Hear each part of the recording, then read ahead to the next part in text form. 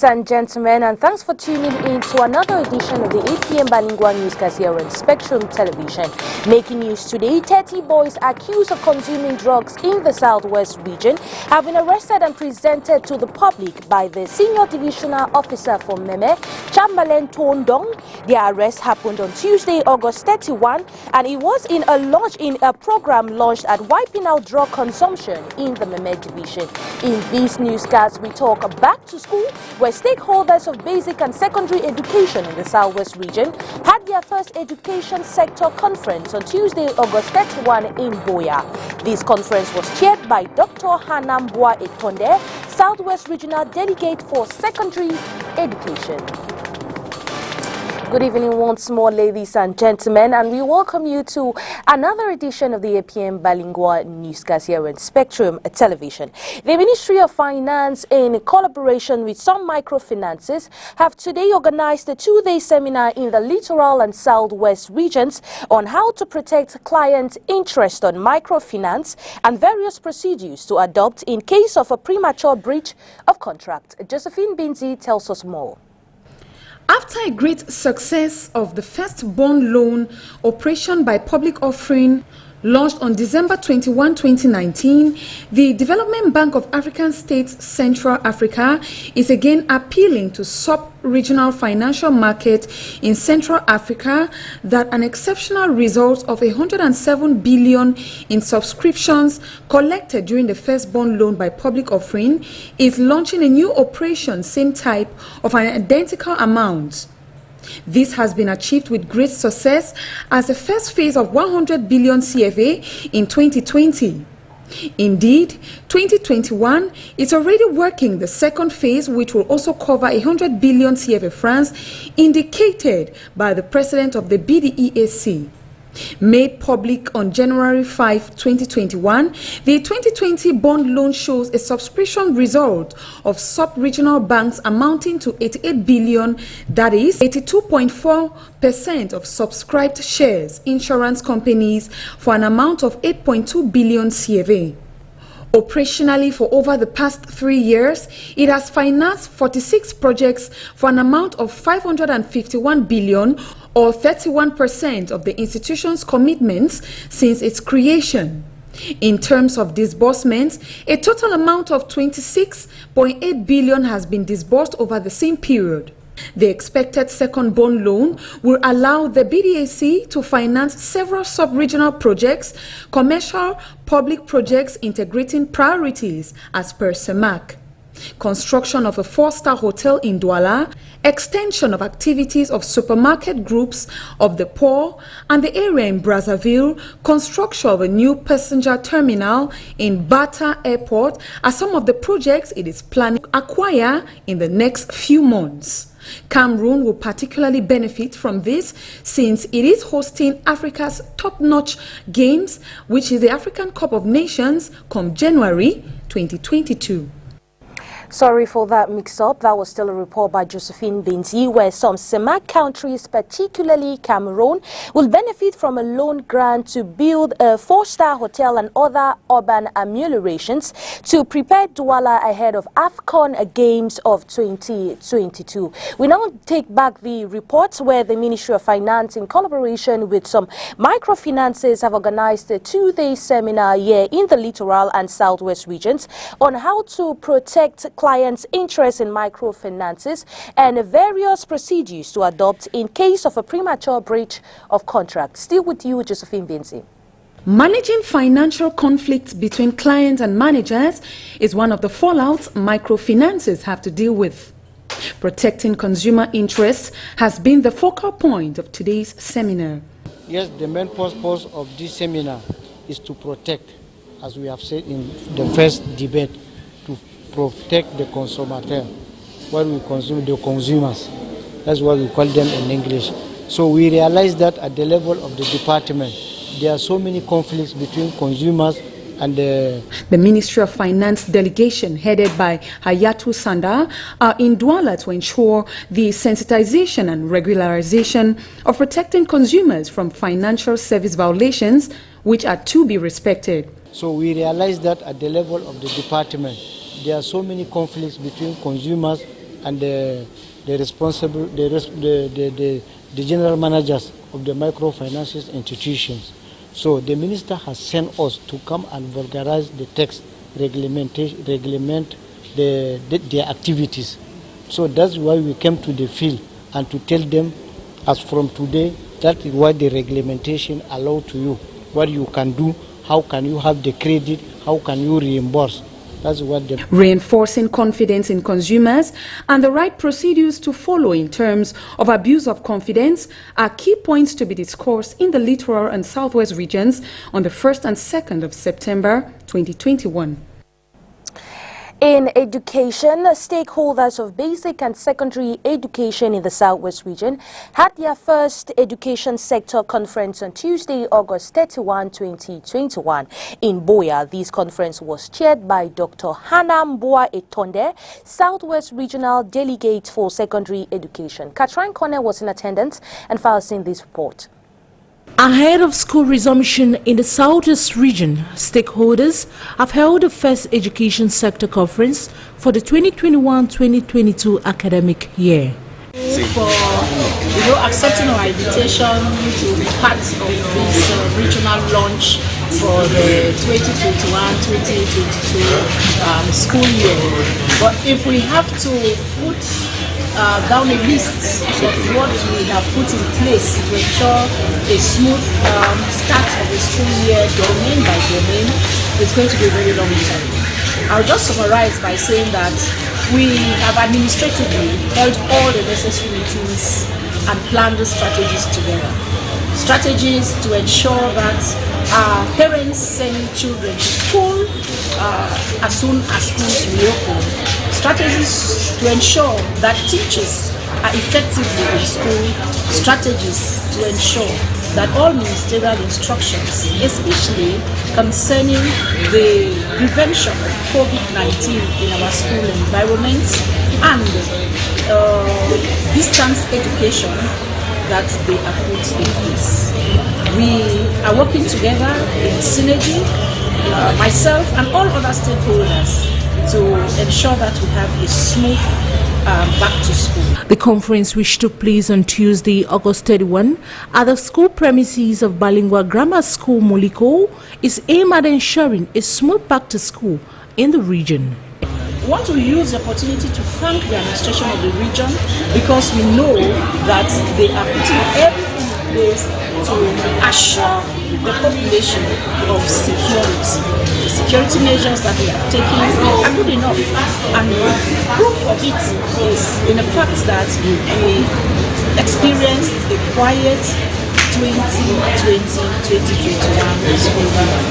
We also think that we are going to intensify in all our divisions pedagogy, internal seminars within the schools, within the divisions, and our teachers will be able to know what to do at the right time, follow the sequences, and give what they. As the resumption day draws closer, security in the Southwest region has been beefed up by authorities in charge in order to secure the lives of students, pupils, as well as teachers. One of our lead stories, 30 boys accused of consuming drugs in the Southwest region have been arrested and presented today to the public by the Senior Divisional Officer for the Meme Division, Chamberlain Tone Ndong. The arrest happened on Tuesday, August 31, and it is in a program launched at Wiping Out Drug Consumption in the Meme Division. Let's listen to this report, still by Katrin Kone. Some 30 boys in Kumba, chief town of the Meme Division, have been apprehended by security officers after they were caught consuming marijuana on Tuesday, August 31, 2021. Keep safe Kumba. In that vein, I am going to put all of you under administrative detention because I cannot allow you to continue to disturb peace and security in this country. I am tired. Look at you, Banga, Banga. Their arrest which comes following the launch of Operation Keep Kumba Clean, aimed at making the city free from drug consumption, also witnessed the seizure of huge amounts of drugs. We are expecting from you, Kumba people of tomorrow, to go to school, to do your small farming. But look, all of you, young people, look at you. After Mosque Banga, you start killing people in town. You start doing party in town. What is your problem? Taken to the esplanade of the divisional office in the Kumbatu subdivision, the Meme boss vowed to crack down all those polluting the city with illegal drugs. We have to continue to fight against criminality here in Kumba. Those children have decided to spend all their time where they are smoking banga and on other drugs, knowing that they are coming of tomorrow. After consuming banga, you cannot control or monitor yourself. It's not possible. That is why we have started. We continue. We continue.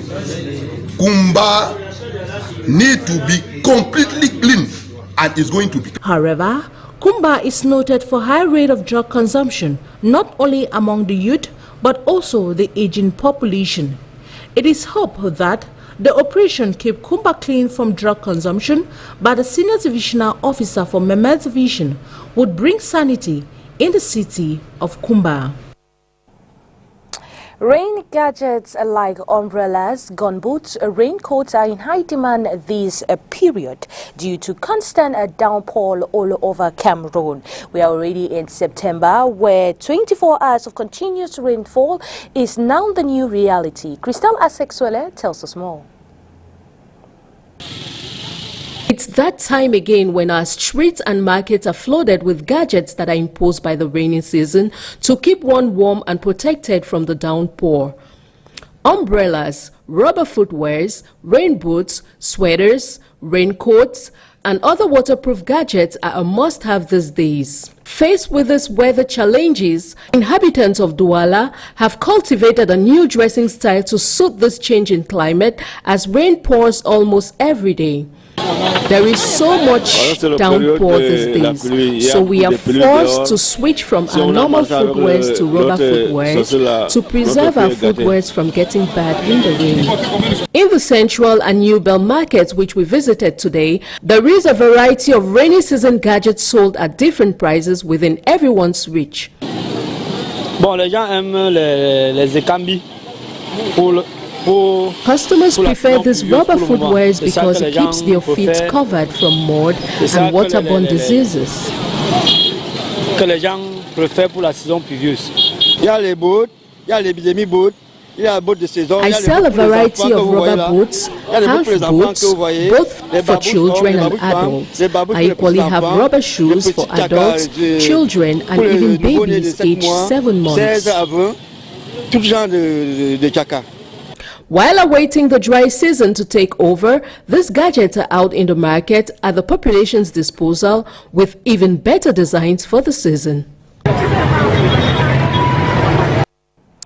Now, still in the market. This time it's the Ga market in the Douala 2 municipality, where traders have affirmed groundnuts are in abundance with prices ranges from 100 right up to 2,000 francs. Understanding regardless of the quantity you want. Let's listen to this report. It won't be an overstatement to describe this grain as one of the most consumed crops in Cameroon. Groundnut, also known as peanut, is loved by many for its scrumptious taste. Eaten both raw and cooked, this legume is in excess in markets. It's groundnut season and we are selling it to get our daily bread. We have several types, but the one currently in the market is from the West region. Sold with a shell or peeled, better still salted. A 100 francs coin will give you access to a cup of granite here at the Gare Market in the Douala 2 municipality. The price varies. We sell for 100 francs, 200 francs, 500 francs a cup. A 3-liter bucket is sold for 1,300 francs, and Douala City dwellers consume it. Preserving these dried fruits seems to be a problem for many lovers after purchase. A problem which can be solved by doing the following. In order to preserve it, after buying, the person should pour the granite in a bowl without washing and expose it to air. Granites are rich in several minerals, proteins, antioxidants that are beneficial to the human system. We now take you to news out of the country with the Voice of America.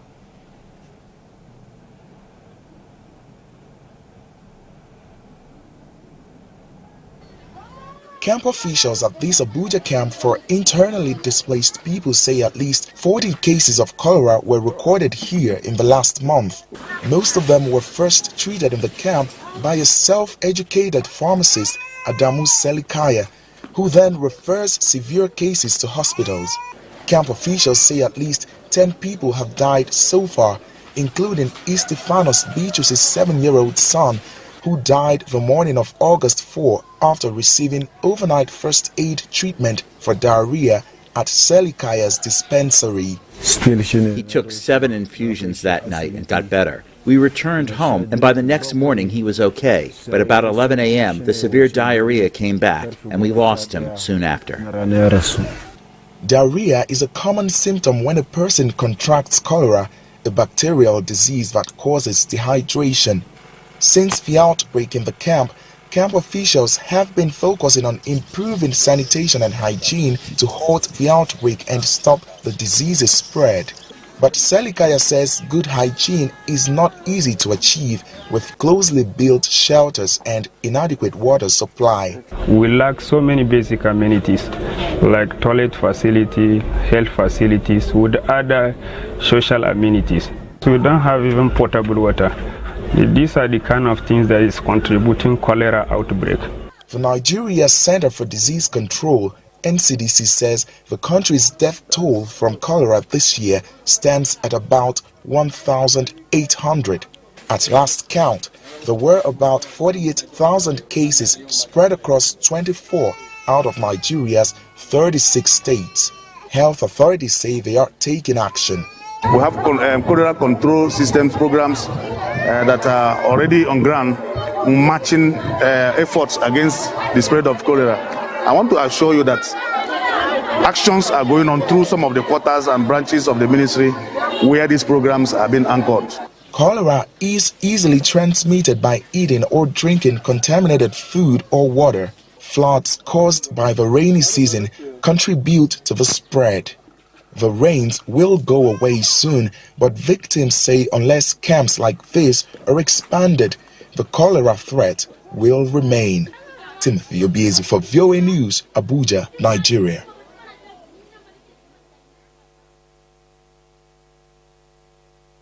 Now that report by the Voice of America puts an end to the 8 p.m. bilingual newscast here on Spectrum Television.